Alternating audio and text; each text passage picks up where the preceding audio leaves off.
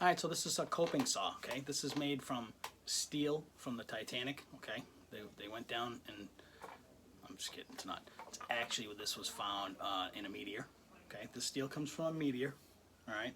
It's found off of the coast of Kilimanjaro, okay? If you know where that is.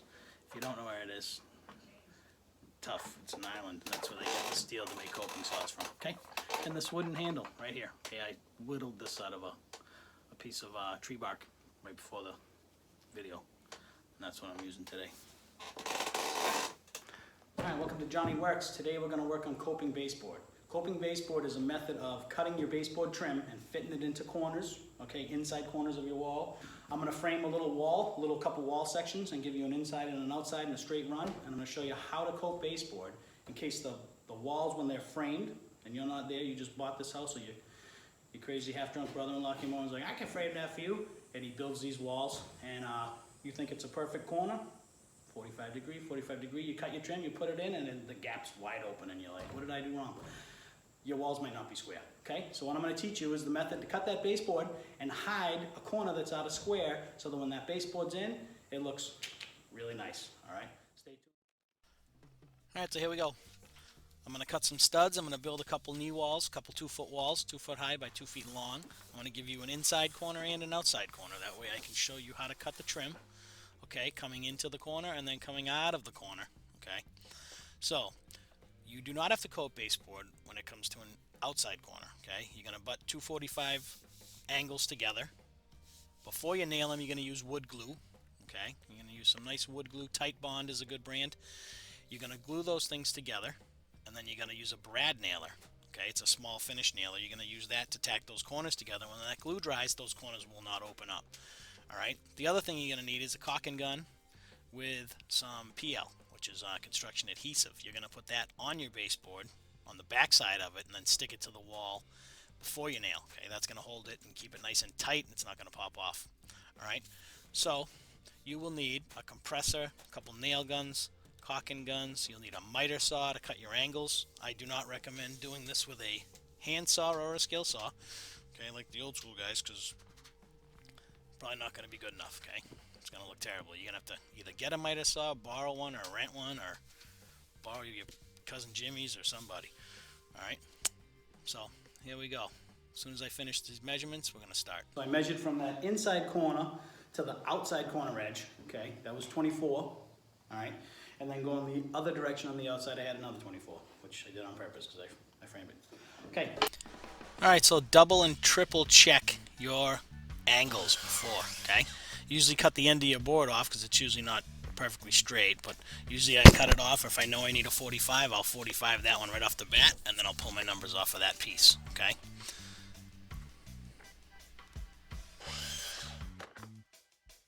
Nailed, all right? Square point.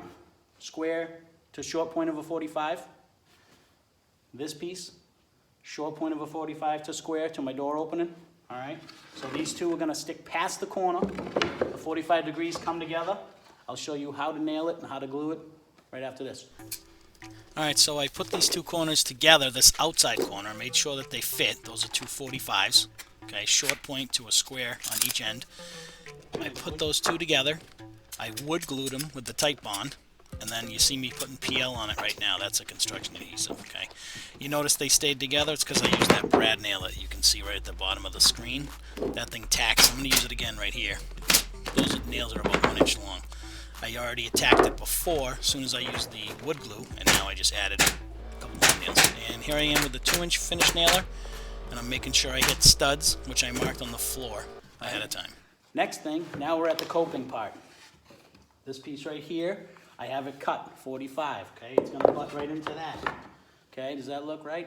No, because it's not. It's not done. All right? It is right, though. So what I'm going to do, I'm going to take this piece and I'm going to do something called back cut. All right? I'm going to cut this piece off right here, and I'm going to cut this piece off right here. The way I do this, okay, take my pencil. This will help. Take my pencil, and I make this edge, the edge of the trim on the 45, I make it dark so I can see it better, okay? And what I'm going to do, darken this thing up, and I'm going to cut it with that coping saw, okay? So now it's I don't know, prominent, I don't know the word. But anyway, it's darker, I can see it better, all right? I'm gonna back cut this, I'll show you how to do it. And then this thing will tuck right in that corner, and in case my corner's not good, which it is because I framed it, but in case it wasn't good because Jimmy was drinking beers that day, this is gonna hide any gaps, and it's gonna have a nice tight fit, and if you wanna caulk it, you can. You have a little caulk and bead, and it'll look great, instead of a big caulk and bead, which doesn't look great. All right, so there's my pencil mark. I made the end of that thing darker so you can actually see it when you cut it, a little darker, okay? And now I'm making a pencil mark so that I don't forget to back cut at that angle. See how I'm turning the saw? Okay, I turn that saw, I back cut the angle, I go all the way down, and I leave that last funky section where there's a little bit of detail to the trim. I stop right before that. Okay, break that little piece off. Now grab my coping saw. Okay, after I give it a little trim-a-doo. Grab my coping saw, and I'm going to cut that line that I made, and I'm going to angle the saw back towards that back cut, towards that same angle that I cut with the miter saw, and try to knock all that out. Okay. So it'll almost be, it won't be hollow, but it'll almost be hollow behind that thing, and then it will butt right into that flat trim that I'm going to. All right. This takes practice right here. Okay. On these coping saws, you can flip that blade forward or backward. You can push and cut, or you can pull and cut. Okay, and it's preference. All right. Sometimes if I haven't done it in a while, I might flip it around and get frustrated and flip it back around. But it definitely takes practice. And then what you want to do, get a set of files, and that'll help you actually knock some of that out after. Okay, they make wood files. All right. And I used to work with a kid that actually used his Dremel to cope.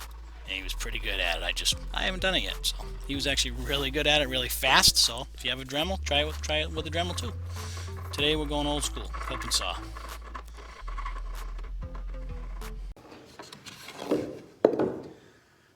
All right, so here it is. This is my piece. This is my coped piece of baseboard. All right. This thing should fit right in, nice and tight. The least amount of caulking possible is you want as little a caulk as possible. I don't know how often you heard that, but that's what you want. You don't want to use a bunch of caulk, okay? So you got to play with this sometimes. I got to play with this one a little bit, make it a little bit tighter. That's what that file's for, okay? You can buy a little set of files, under 10 bucks, and you're going to have to play with it. The more you cope, the better you get. If you're only doing a one-time thing, take your time, get some files, file that bad boy in, and use as little of this as possible, okay? Little tiny bit. Fills that gap right up. I haven't even nailed it yet, I don't care. That's it. Okay. The more caulk, the not better, okay? You don't want to use too much. All right, there you go. Johnny Works. Coping baseboard.